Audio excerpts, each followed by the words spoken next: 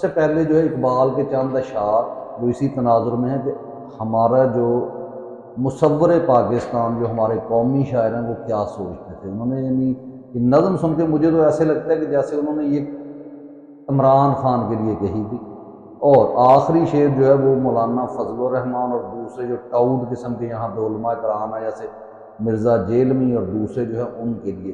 تو امامت یعنی امام اس کا یعنی بہت زیادہ اقبال کی شاعری میں ذکر ہے کہ جس میں کہا کرتے ہیں وہ کہ ہمیں مسلمانوں کو دنیا کی امامت کے لیے پیدا کیا گیا، اور بالکل ایسا ہی ہے. تو اشعار ہیں کہ تو نے پوچھی ہے امامت کی حقیقت مجھ سے، تو نے پوچھی ہے امامت کی حقیقت مجھ سے، حق تجھے میری طرح صاحب اسرار ہے کہ تجھے بھی ان راز کی ان رموز کی سمجھ آ جائے کہ اصل امامت ہے کیا ہے.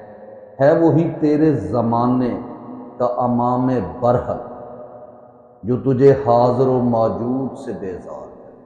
یہ چیز یہ مصور پاکستان کہہ رہے ہیں، جو قوم کو نہیں بتایا جاتا کہ وہ کہہ رہے ہیں کہ تیرے زمانے کا وہی امام، یعنی آپ کہہ رہے ہیں کہ امام کون ہے، یہ مسجدوں کے امام ہیں یا یہ نہیں، وہ شخص امام ہے جو تمہیں کیا کرے، حاضر و موجود سے بیزار کر دے. یہ جو آپ کو زمینی حقائق یہ آپ کو جو بتاتے ہیں کہ اصل تو ایسے ہوگا، اسباب تو یہ کہہ رہے ہیں، نہیں، وہ آپ کو ایسی تعلیم دے کہ وہ بتائے کہ حق کیا ہے، اس کے لیے ڈٹ جانا جسے کہتے ہیں. تو اس پہ تو ہمارا صرف جو ہے کپتان جو وہ پورا اتر رہا ہے، جتنے امام اس وقت ہمیں میسر ہیں تو وہ وہی اصل برحق امام اسی کو کہا جاتا ہے.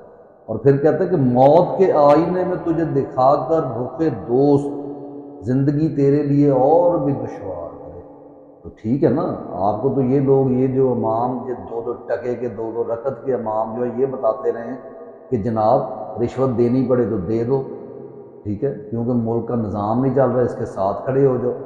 ابھی اس پہ وہ علی امین گنڈا پور کی بات میں نے جو کی وہ بھی اسی پہ کریں گے کہ وہ والا نہیں، امام آپ کو کہتا ہے کہ وہ ایک تو حاضر و موجود یہ اسباب سے بیگانہ کر دیتا ہے، توکل صرف اللہ کے اوپر. اور پھر اس کے بعد کیا ہے کہ زندگی اور دشوار. اقبال اور جگہ فرماتے ہیں کہ خدا تجھے کسی طوفان سے آشنا کر دے کہ تیرے بحر کی موجوں میں اضطراب نہیں. تو مسلمان تو خود مانگتا ہے. تو یہ ہوتا ہے امام اصل جو کیا کر رہا ہے آج کا نوجوان، اس کے چاہنے والے جو ہیں وہ حاضر و موجود سے بیگانہ ہو کر کوئی بیرون ملک دھکے کھا رہا ہے، کوئی جیلوں میں سڑ رہا ہے، کوئی جو ہے اس کے دونوں بازو بیکار ہو گئے ہیں، کوئی جو ہے وہ کیا کہتے ہیں کینسر سروائیول ہے، لیکن وہ ڈٹ گیا ہے. کیوں؟ کیونکہ امام برحق جو ہے وہ آپ کو میسر آ گیا اور اس نے آپ کی زندگی اور دشوار کر دی. کیونکہ مسلمان کی زندگی سہل نہیں ہوتی.